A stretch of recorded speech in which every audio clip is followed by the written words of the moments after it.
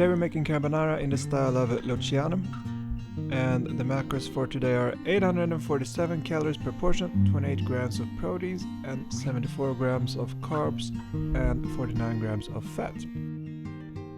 And if you don't know, Luciano is an Italian chef with a restaurant in the center of Rome that's famous for its carbonara. And as usual, in the description there is a link to the spreadsheet where you can change the portion size. You can also change the amount of pasta or the amount of guanciale if you want to change that, and the macros should adjust. So, we're gonna start off by frying our guanciale on medium heat, and where I live you can buy pre-diced guanciale in 120 grams portions.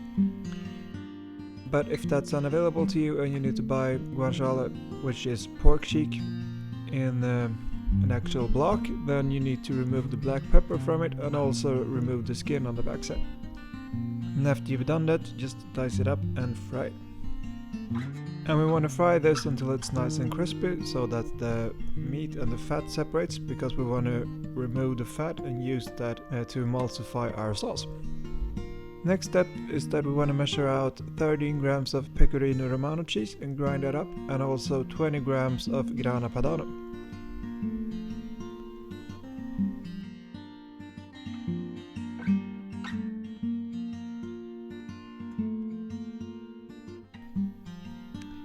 To our cheese we're then going to add 3 egg yolks and a bunch of black pepper.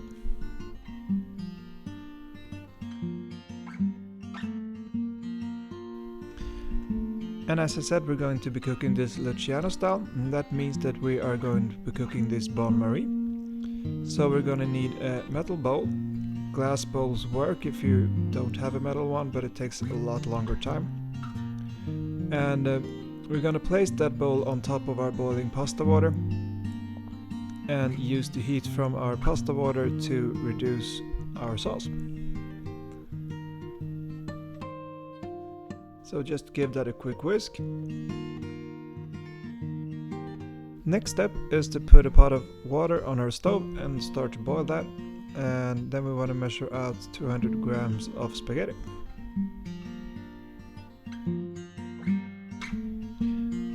Then we're going to salt our water, but remember that we're going to use some of that pasta water, so a lot of salt, but not an obscene amount, I would say.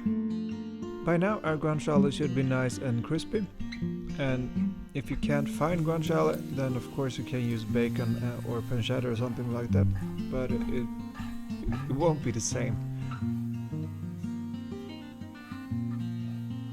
Now we're going to be separating our guanciale and our fat, and we're going to add our fat to our cheese and egg mixture and just pour that in and mix it all together.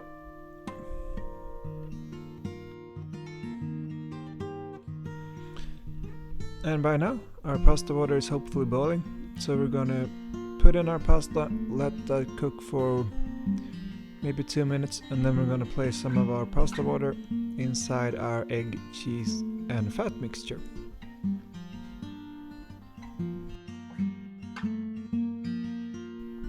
So all we need to do now is get a ladle and put some of our pasta water in our mixture, and then it's a good idea to place the ladle back in the pasta pot, because then you will have some separation between our mixing bowl and our pot, and that means that some air can escape and the bowl won't get as hot, and it will also decrease the risks of the pasta water boiling over.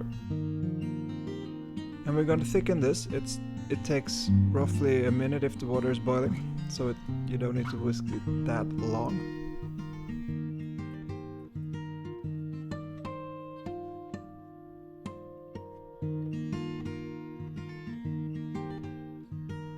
This is a good consistency for now.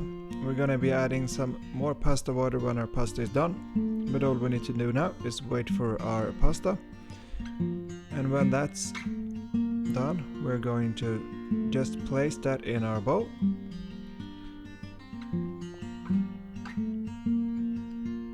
And then simply get some more pasta water and then stir that until we have our desired consistency.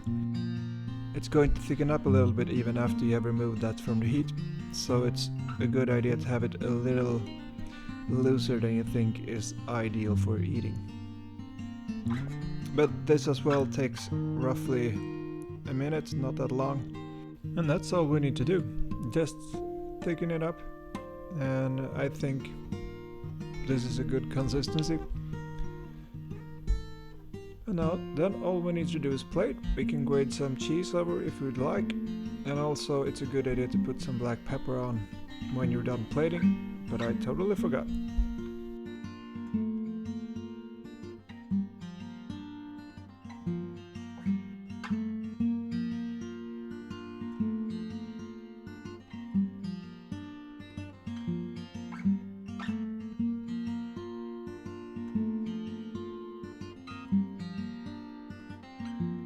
So that's it. This is actually quite easy to make if you know all of these little tricks, and I hope you tried, and I hope you enjoy. Thanks for watching.